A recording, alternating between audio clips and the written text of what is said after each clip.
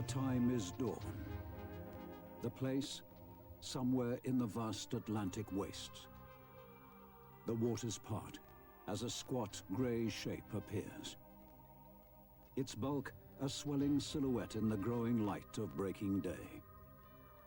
This is a nuclear-powered and armed submarine, a product of man's seeming infinite capacity to create instruments of destruction. This submarine has no other purpose than to destroy. It is the perfect weapon, silently and secretly cruising the dark depths of the ocean, capable of a lightning and terrifying response to any act of aggression should the unthinkable, a nuclear strike, occur. The submarine submerges to continue its lone, near-endless vigil. Stealthy, menacing, the ultimate killer. For centuries, in man's relentless quest to understand and conquer his environment, there was no more tantalizing goal than the mastery of the sub-sea world. But the path would be long, strewn with the fanciful, the fantastic, the futile, and the fatal, as early pioneers sought the secret of motion in the deep. Myriad propulsion systems were applied in a plethora of capricious craft: hand power, treadmills, clockwork, compressed air, and the most dangerous of all, steam. But only with the advancing technology of the Industrial Revolution would the vague submersible become the true submarine, and the elusive dream become reality. If the story of the evolving submarine was one of trial and error, adaptation and plagiarism in countries spread across the globe, the term father of the submarine must still go to one man, the tenacious Irish-American John Holland. In 1900, a skeptical United States Navy finally took delivery of a small subsea craft known simply as the Holland. Unbeknown to them, their purchase, the result of 25 years of meticulous research, disappointment and rejection, was the first unqualified success in submarine history. The modern submarine was born. Its secret? The successful harnessing of a twin propulsion system which within a decade would be, with few exceptions, the standard power source of every submarine in the world. On the surface, the Holland and its successors were powered by the revolutionary internal combustion engine, fueled by petrol, paraffin, kerosene, and later diesel. Submerged, the problem of drive without an oxygen-fed power unit was solved by the rechargeable, battery-powered electric motor. With a suitable power source found, advance followed on advance. From its earliest inception, despite protests to the contrary, there was never doubt as to the role of the submarine. It was to be a weapon of war. This had been reinforced by the invention in the 1870s of the first locomotive torpedo, self-propelled by compressed air. With its complex steerage mechanisms, this remarkable weapon, brainchild of English engineer Robert Whitehead, would be the prototype of every torpedo to follow. The submarine had been given its teeth.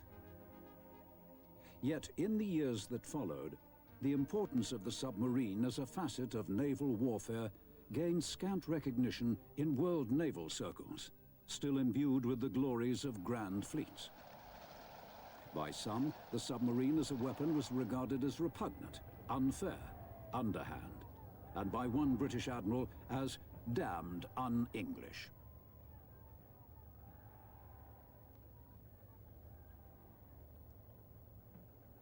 One voice, however, was raised in lone prophecy. Admiral Sir John Jackie Fisher, the architect of the modern Royal Navy in the dreadnought age, caustically observed, "It is truly astounding to me how the very best amongst us absolutely fail to realize the vast impending revolution in naval warfare that the submarine will accomplish. In 1914, the storm clouds of war broke, engulfing nation upon nation in a titanic, dynastic struggle. The infant submarines received a baptism of fire. Theory was put to the test, as for 4 grueling years, they plied their furtive trade in the waters surrounding an embattled Europe.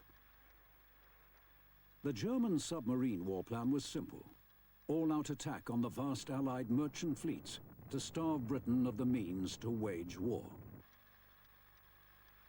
Throughout the war, class after class of submarine was churned out from the German naval dockyards in an unbroken chain, each one in some way better than the last. Larger, with longer range, greater submerged endurance, bigger and more accurate torpedoes, stronger deck armament.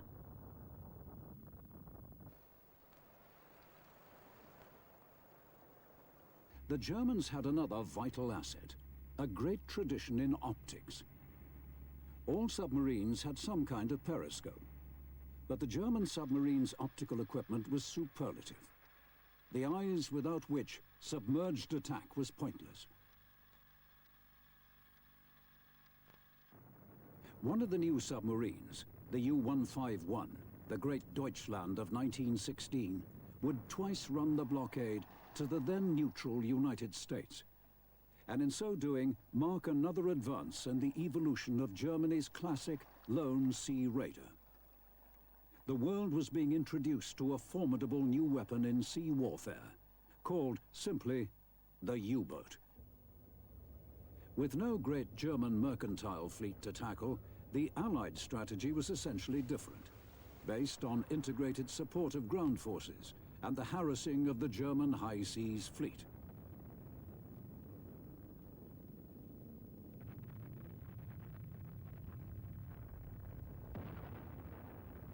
At the core of their submarine force was the exceptional Royal Navy E-type, which, with her smaller forebear, the C-class, gave sterling service in the Atlantic and North Sea, and in aggressive raiding in the Baltic, the Black Sea, and the treacherous Turkish Sea of Marmora.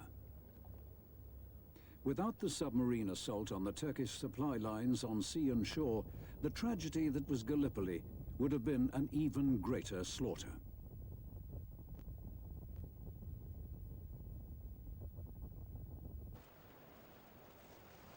The USA's late entry to the war at sea was a twofold boon. Her submarines reinforced the hard-pressed Allied squadrons, while her vast wealth ensured that Allied naval strength would finally break the U-boat menace, their armed convoys ending the easy plundering of the crowded sea lanes. The tools of anti-submarine warfare were still crude: primitive sonar or ASDIC, the hydrophone, and the early depth charge. But an indelible format had been set for the future: armed convoy versus submarine.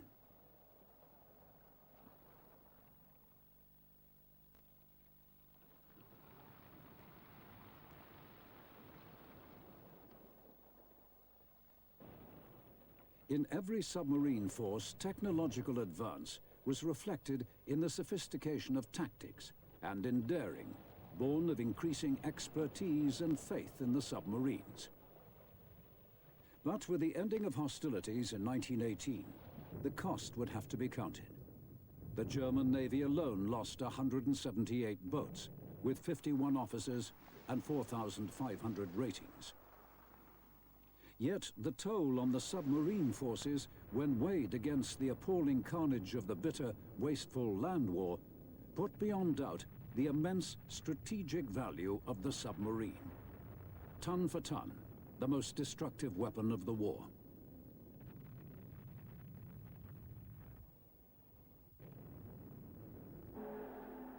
In the aftermath of the Great War, the response to this reality was two-faced. In public, the diplomats would profess abhorrence of the devil's device. In private, every naval power would busily engage in augmenting their submarine strength. Except, for the moment, Germany. Her great fleet scuttled, her deadly U-boats surrendered or scrapped.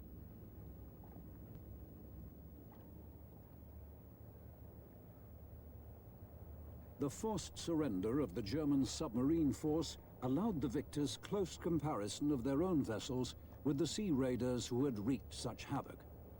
These included the custom-built UC-5, a mine layer which had sown its lethal fields with a stealth that only the submarine could achieve.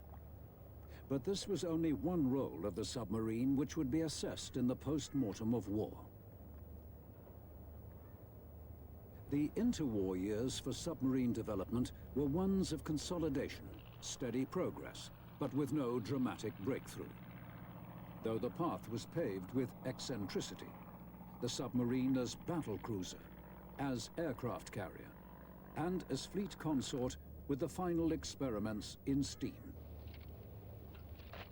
In 1936, the coronation of George VI was marked with a grand review by the Royal Navy, still the greatest maritime power in the world. Shadowing the ranks of the fleet warships was another force, a force integral to Britain's future naval strength, the Silent Service. On show by a nation who had tried to outlaw the submarine were the large ocean-going China boats, the guardians of empire. With them and the mine layers ran their smaller, more reliable sisters, the S-class submarines, built with a prophetic eye to a restless Europe. The submarine's presence in the panoply of fleet strength was clear proof that the submarine was accepted, as it had been by every other naval power. In total, 26 countries of the world possessed a submarine force of varied size, with myriad designs for a multitude of strategies. Only time would prove the value of their choice and judgment should they be embroiled in conflict as the shadows of war once more lengthened over Europe.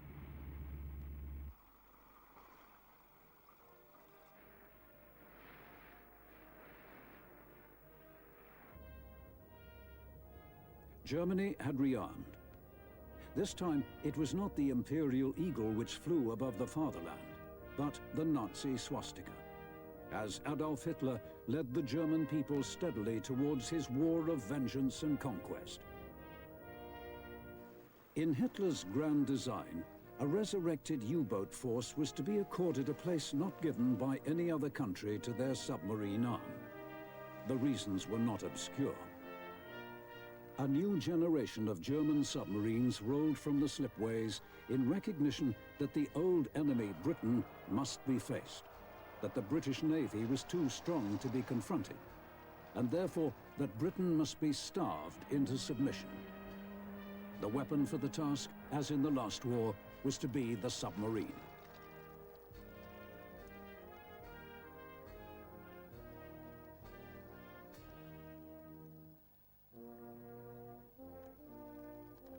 As commander of the force, Hitler made the inspired choice of Captain Karl Dönitz. An undistinguished veteran of the last submarine war, Dönitz was nonetheless a brilliant organizer who would change the whole face of submarine warfare. In September 1939, the waiting ended, and the U-boats already at sea struck the first blows in a sea war that would last for 5 bitter years.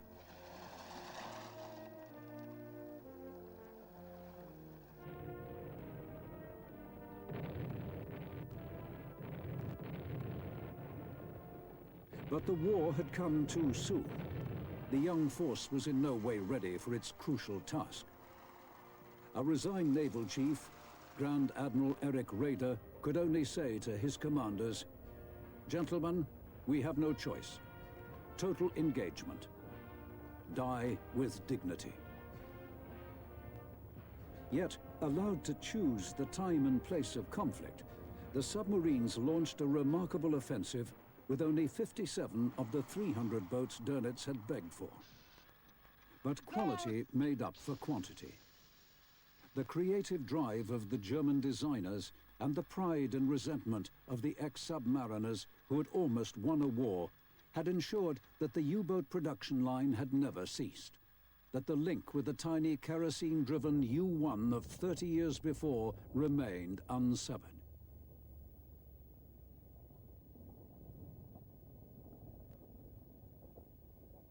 The brunt of the hostilities would be borne by the now legendary Type 7 class, Das Boot.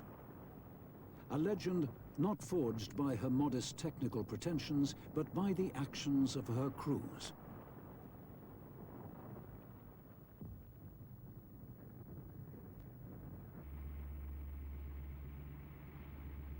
Yet the Sevens, evolved from their forebears in the now familiar format, were ideal for the task. With a low conning tower, only 5.2 meters above the waterline, they were hard to see from over a mile, even in daylight. At night and head-on, they were practically invisible. They could dive in under half a minute, could reach 100 meters without strain, and 200 if hard-pressed. Depth and endurance at high speed were twice as good as any of their contemporaries. But still under the 8-knot barrier, which after 20 years of submarine development remained unbroken by any combat submarine.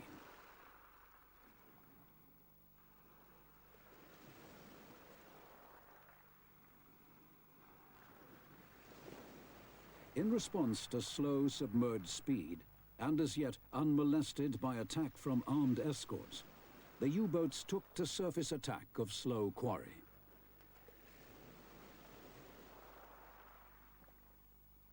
While the erratic behavior of the torpedo had been studied, and this remained the submarine's main armament, the deck gun was now a feature of every submarine.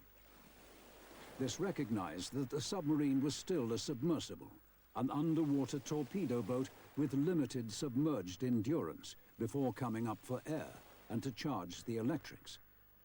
This would be their Achilles heel. Surface defense was essential.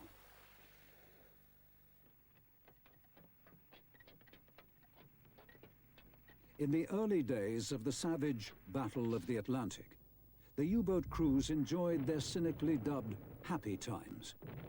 First, the easy pickings of lone merchantmen scattered across the sea lanes, caught up by the surprise, speed and scale of the onslaught.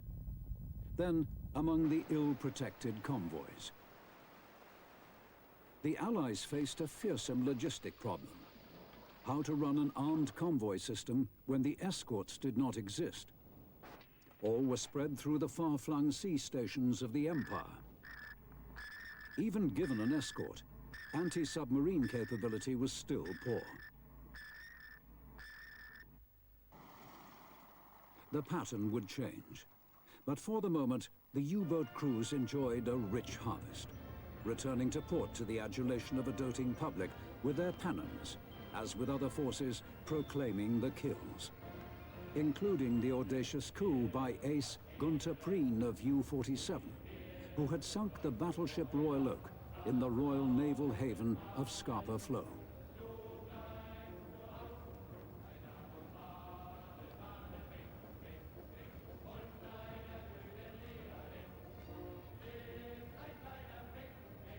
The onset of the war for British submariners was neither glamorous nor dramatic.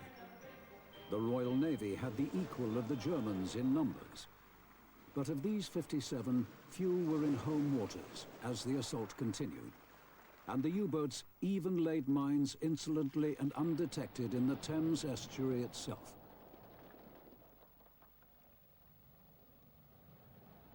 It would take time to recall the skilled submarine veterans from the eastern stations. Meanwhile, to swell the home force, the old H and L classes were exhumed from sedate training duties and put on a war footing.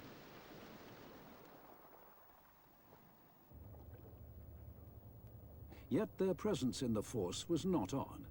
Britain, like the USA, would be content to use and improve her pre-war designs. For the Royal Navy, this policy, cautious though it may have sounded, was based on practicality in the face of costly rearming. Yet, as if in mirror of Germany's conveyor belt system, this building on the past produced the excellent T-class patrol submarine. Cheap but stable, efficient and powerfully armed. The future would show its worth.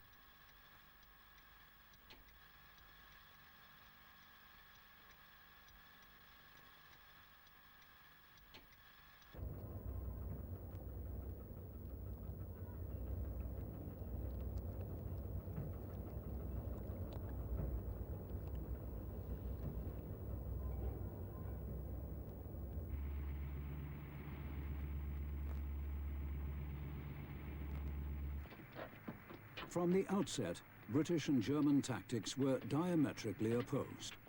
While the U-boats pursued, the Royal Navy stood on station. In thin grey lines of blockade, they waited for their prey of fast lone warships. Ships which had the power to strike back, and did. It became confused as to who was hunter and who was hunted.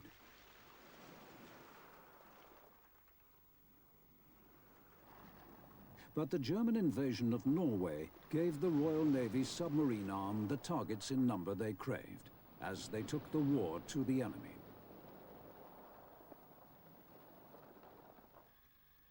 Between the 9th of April and May Day 1940, the S&T submarines, now under the overall command of ex-submarine ace Max Horten, destroyed 22 ships, including a cruiser, and crippled the German pocket battleship Lützow. The British submarines had proved the equal of Dönitz raiders. The key to Dönitz's continuing success was not the lone guerrilla submarine of World War I, but rather the dreaded Wolf Pack, whose potency it would take the Allies 3 years to master. The tactics were simple and deadly.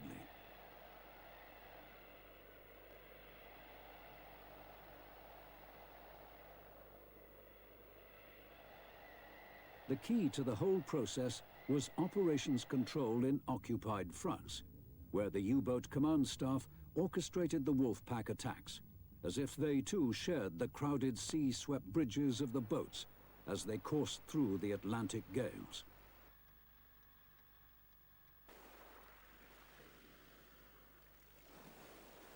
A single convoy sighting by a lone U-boat would begin a radio dialogue between sea and shore, which would send submarines to converge on the shadowing vessel.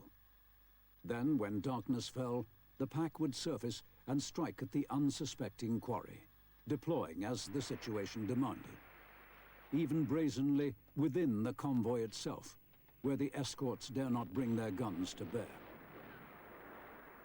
With the U-boats presenting such a low profile against the dark of the sky, the hapless, huddled convoy knew of an attack only when the first torpedo struck. The effects were devastating.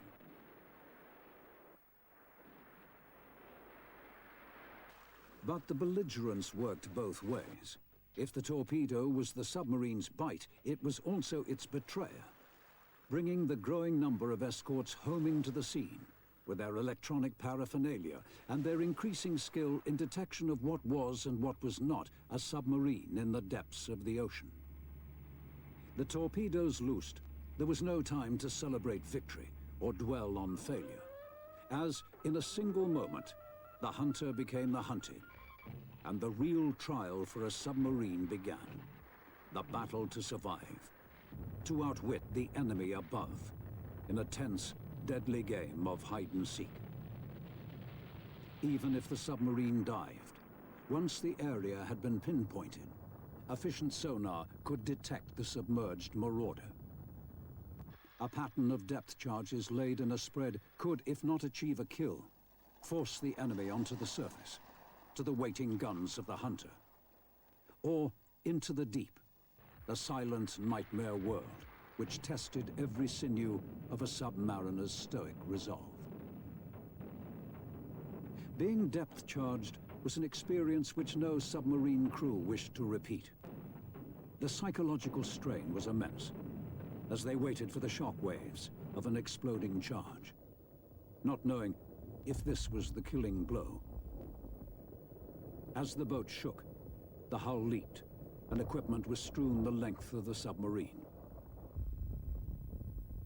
But submariners learnt that they could survive an attack, that the depth charge was lethal only within 30 feet, that by going deep, they could avoid the dangers of an explosion under the hull, that the destroyer carried a limited number of charges, and the attack must peter out.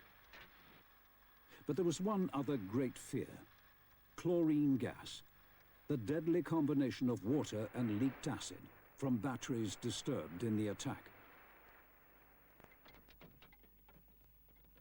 As the U-boats were harried and hounded, to the all-pervading stench of rotting vegetables, refuse, unwashed bodies, bilge and bile was added an almost tangible odor of fear. Yet the submarines never flinched from their task of sinking ships. But to maintain the offensive against the mounting toll of Allied destruction, the submarines needed to be in peak fighting trim and constantly at sea. The logistics of supply were a nightmare.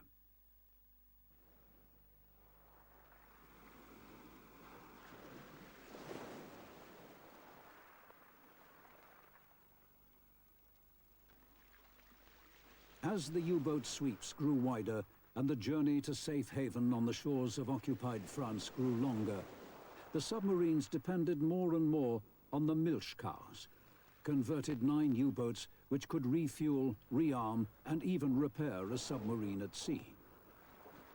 This bought valuable time at sea, but was a parlous exercise. Even in calm weather, safe from the probing eyes of the enemy, from the sea, and now the sky.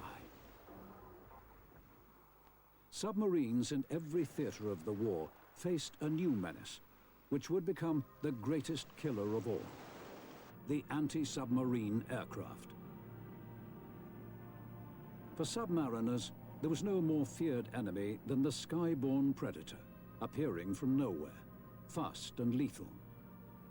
An aircraft's very presence, hostile or not, made surface running exhausting and dispiriting, with constant disruption of vital surface chores. Wise submariners, without shame, dived from anything with wings.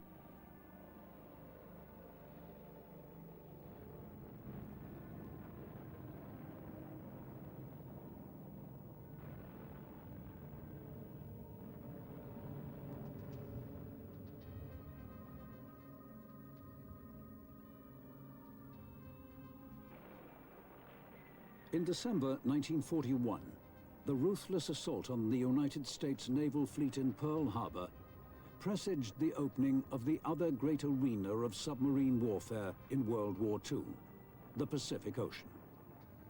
The hard-pressed German U-boat force gained an ally, Japan, and some respite, as US naval focus swung from the Atlantic. The reception by the Germans of the I-130, a typical large, ocean-going Japanese submarine of World War II, marked a flourishing entente cordiale between the submarine forces of Japan and the Third Reich. At the end of their historic journey, the visitors were accorded a full state welcome, a masterpiece of propaganda. But amidst the feasting and festivities, the diplomats were at work. Dönitz promised his new ally U-boats to swell the Indian Ocean force. But, sadly for Japan, few of the larger ocean-going Type 9 boats survived the perilous 6,000-mile journey through the South Atlantic to this important cockpit of the war, where East met West. The Indian Ocean was virtually the only place where the Japanese submarines would be allowed to employ their greatest assets: the submarine's freedom of movement and surprise, the hallmarks of the ultimate guerrilla. In the first months of operations alone, the squadron sank 20 Allied merchantmen. Yet the force remained a Cinderella as attention was drawn to dramatic events in the Pacific.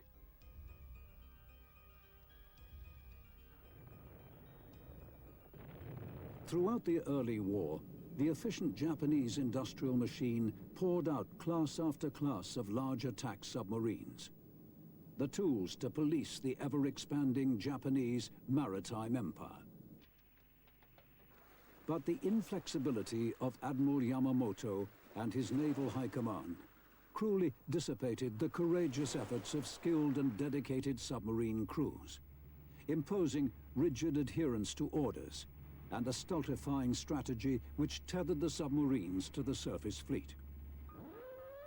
Too late, the Great Sea Battle of Midway, from the 12th to the 15th of November 1942, showed the folly of this unbending stance, as the submarines were left wallowing in the wake of the charging warships.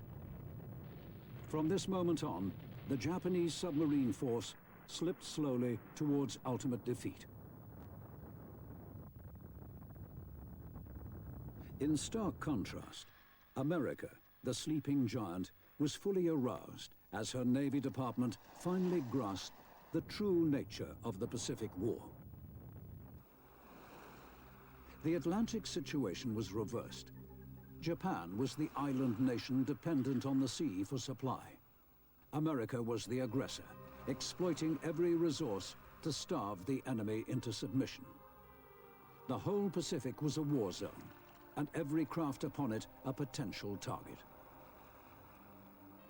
By late 1942, the United States had a massive submarine building program underway, with obsolete First World War and interwar boats giving way to fast new submarines built to stand long tests of endurance in the vast Pacific. The 73 submarines of the Gato class, with their partners, the Baleo and the Tench class, were the new killer fish which would bear the brunt of hostilities in the sea war. America's long-range attack submarines, the famous pig boats of World War II.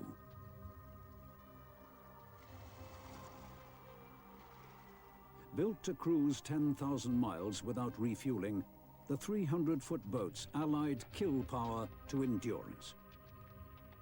10 torpedo tubes, 3, 4, or 5-inch guns, and machine guns gave the sting, while the all-electric drive of 4 diesel generators allowed 20 knots surfaced and cut down the loss of running time due to an engine failure.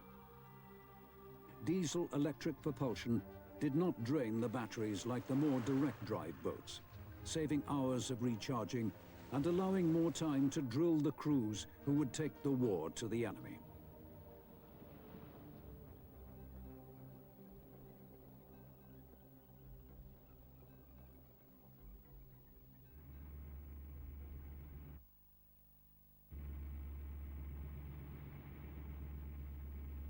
Submariners were a breed apart, and had to be. To have the mental and physical toughness to endure month after month in the twilight world of a submarine, but also have the skill, reflexes and nerve for the moment of attack or crisis. Training was a byword in a submarine force. They were taught the theory. They were taught the practice. They were taught to survive, or at least to believe that they could survive, could escape from an underwater grave.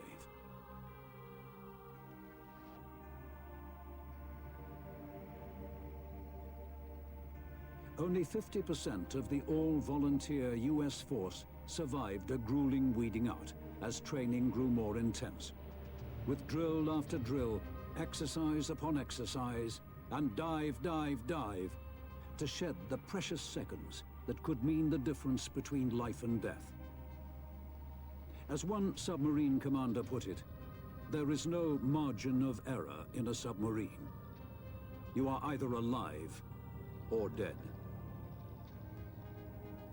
The submarines that left the American bases were superb fighting machines, manned by fit, expert and fiercely loyal crews, confident that everything had been done to maximize their success in battle. The maxim was endurance. More space meant more supplies and torpedoes. Air conditioning meant less damp faults in the electrics, as well as comfort. Water purification and daily vitamins meant a healthier, more effective crew on the long hauls at sea. Finally, complex electronics, night radar, and a fine naval intelligence system gave the crews the added tools to carry out the task, to find them, chase them, sink them. But the submarine was only as good as its weapons.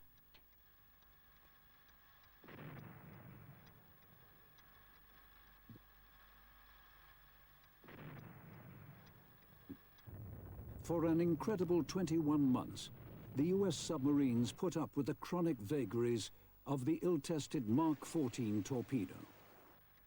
In one submarine faced with the dream scene of 3 carriers in periscope view, of 10 torpedoes loosed, only 1 found a target. The tragic consequence of torpedo failure was a severe blow to morale and the wasted efforts of courageous crews falsely blamed for poor results.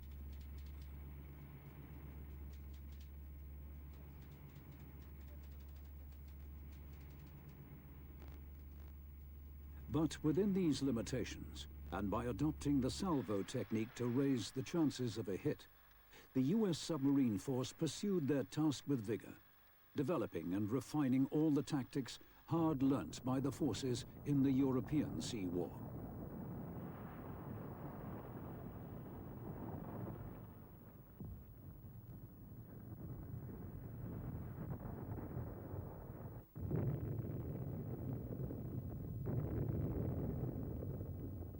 By 1944, Japan's empire was in eclipse, as the zenith of the US assault in the Pacific was reached.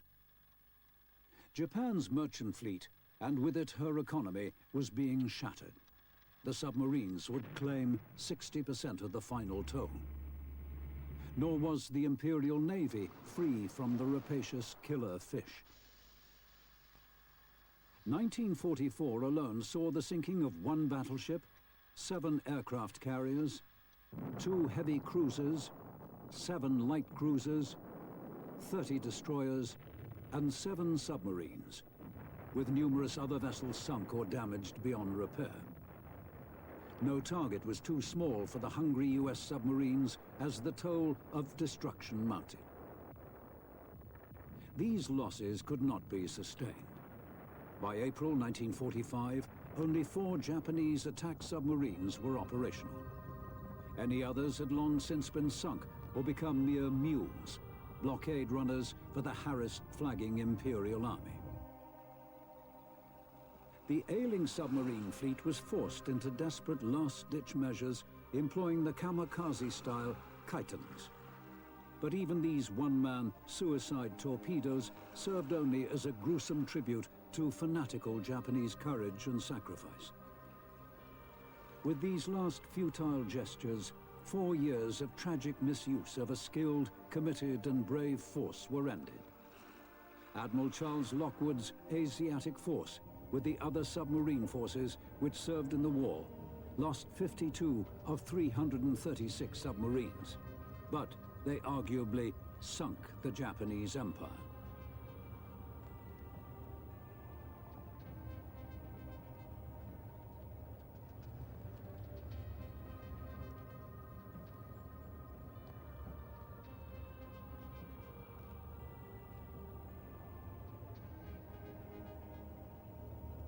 While the battle in the Pacific was played out, across the world another sea contest, equally crucial, had run its course.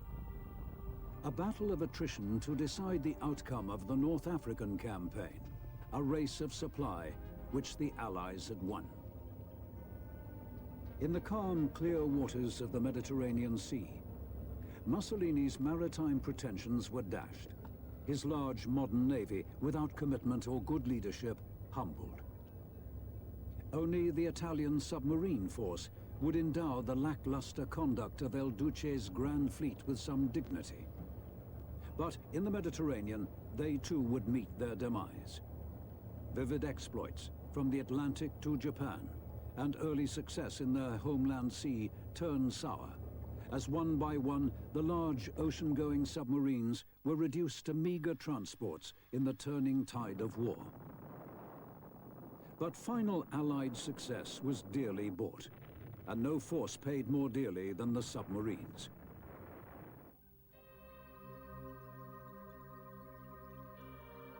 In December 1940, a vanguard of the Royal Navy's U-class training submarines of 1938, armed only as an afterthought, entered the inland sea and proved the most potent sea raiders of the conflict. These were the nucleus of the tough, aggressive flotilla, sailing from shell-torn Malta, who would bear the brunt of the submarine war. In the course of the savage struggle, 21 of the U-class alone would fail to return to port. Yet the burden was shared as into the arena the Royal Navy filtered its larger submarines, with highly trained young crews or battle-hardened veterans. The attacks on the vital Axis convoys and the Italian Navy continued with mounting ferocity. During the critical years from January 1941 to February 1943, more than 600 torpedoes were fired and 100 Axis vessels sunk. By 1943, the assault on Italian shipping had become a slaughter. But the price was reinforced as destroyers, mines, and the unknown fate of those submarines listed as missing added to the forlorn toll. Lucky boats like the S-class Safari returned to Britain to acclaim their Jolly Rogers, like the German U-boat Pennons, proclaiming the kills.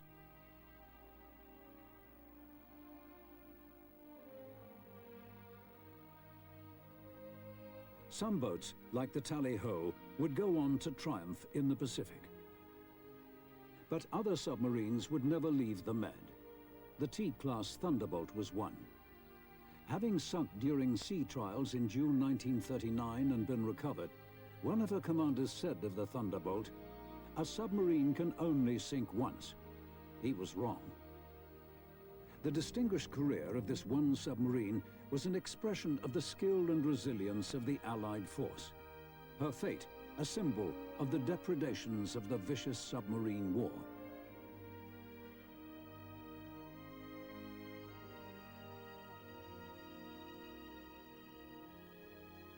Yet, for the first time, the submarine had been a crucial component of a major strategic victory. The laurels were shared, but without the submarines, there would have been no laurels at all. By mid-1943, in the long, bitter battle of the Atlantic, the Germans were losing 15 U-boats a month to the Allied hunter-killer groups. All attempts to redress the balance failed.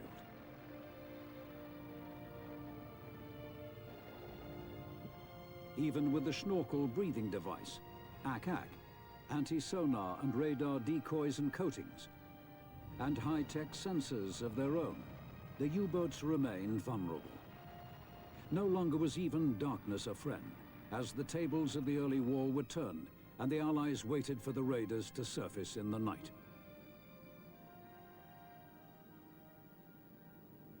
Dönitz told Hitler, "The enemy has new detecting gear which makes submarine warfare impossible for the first time." Hitler, Dönitz and munitions minister Albert Speer all realized the war was being lost, that what Germany desperately needed as top priority was a new breed of submarine. These came tantalizingly near, new submarines capable of outpacing the hunter-killers. Such submarines existed, but would never reach the fleet. The fast, streamlined 21 and 23 U-boats.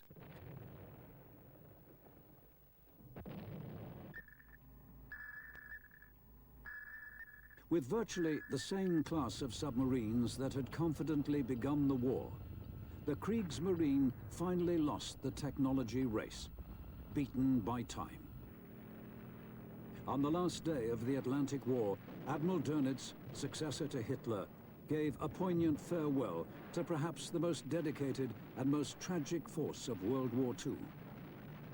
Of a total of 39,000 men, 28,000 had been killed in action and 5,000 captured. An awesome 85%.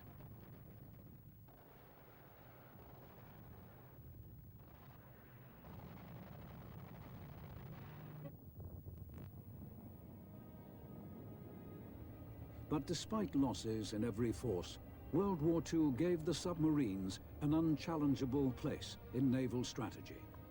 As an elite ranked with seaborne air forces as the most potent weapon in the armory of any sea power. As the survivors came home from the war, the victors and the vanquished, what was perhaps unrecognized, unsung or unknown was the sheer versatility and magnitude of the submarine's contribution. The mine-laying, the covert visits to hostile shores, sea rescue, shore raiding, reconnaissance and supply, and countless special missions, some with vessels built for one task alone.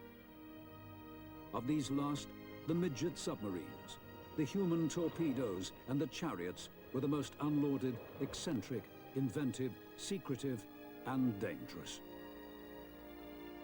When blessed with success, like the Italian two-man pig-boat raids on the Royal Navy's bases in Alexandria and Gibraltar, the results were stunning in proportion to the size of the assailant.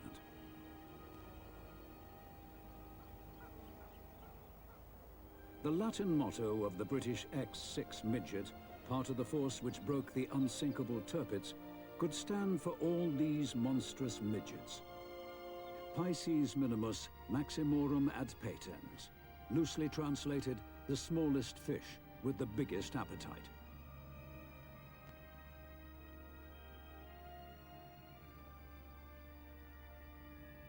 All these were part of the extraordinary underwater war of World War II. Yet, within a matter of years, the submarines of every nation, of every shape, size, and sophistication, would be rendered obsolete. By the 1950s, the advent of nuclear fission had at last furnished the submarine with the power source which had been sought for over a century.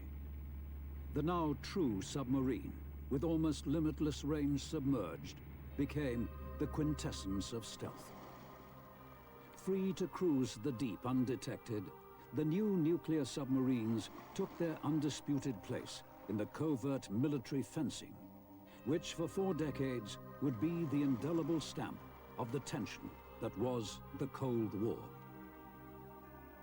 With all the latent problems of undersea mobility solved, the irresistible march of technology, harnessed for political and military ends, ensured the refinement of the nuclear enfant terrible into the absolute instrument of destruction it has become.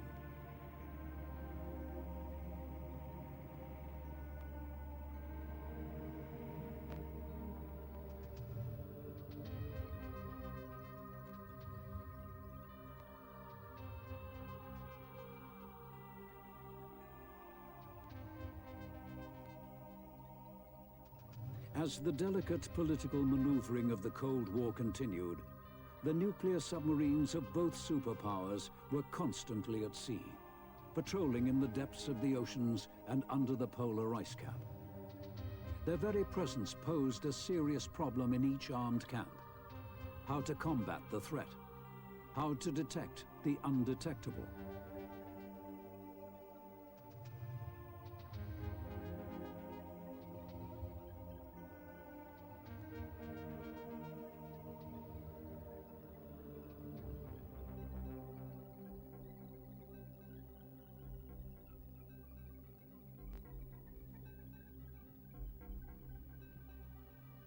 The advanced technology which had created the weapon was harnessed to furnish the antidote, with advanced sensor systems, anti-submarine missile aircraft, and anti-missile missiles.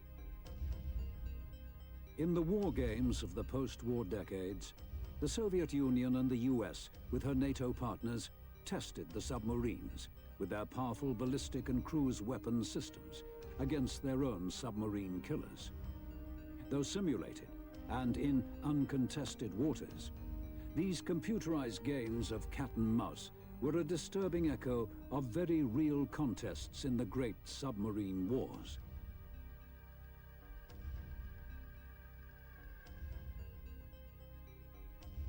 A newcomer to the world of anti-submarine warfare, the helicopter was one answer to the invisible menace created by the submarine's almost limitless submerged endurance. By sinking sensitive sonic probes into the deep, the helicopter could detect a submarine, fulfilling the role of the hydrophone, ASDIC and radar of a fast-vanishing past. But in 1982, the past met the present in the South Atlantic, as the actions of one Royal Navy submarine reinforced the potency of the submarine in a real war, the battle for the Falklands.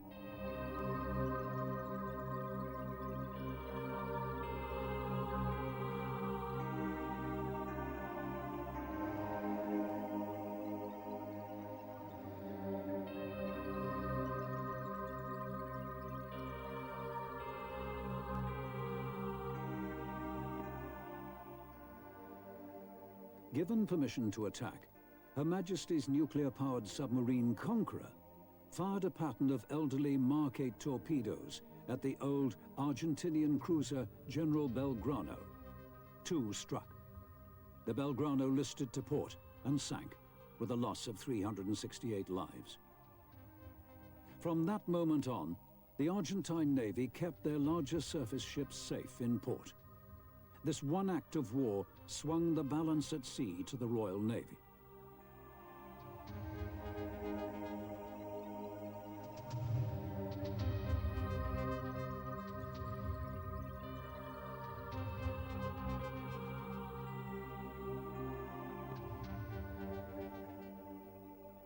But what was ominous was not the act itself, but that Conqueror almost certainly carried far more powerful armament.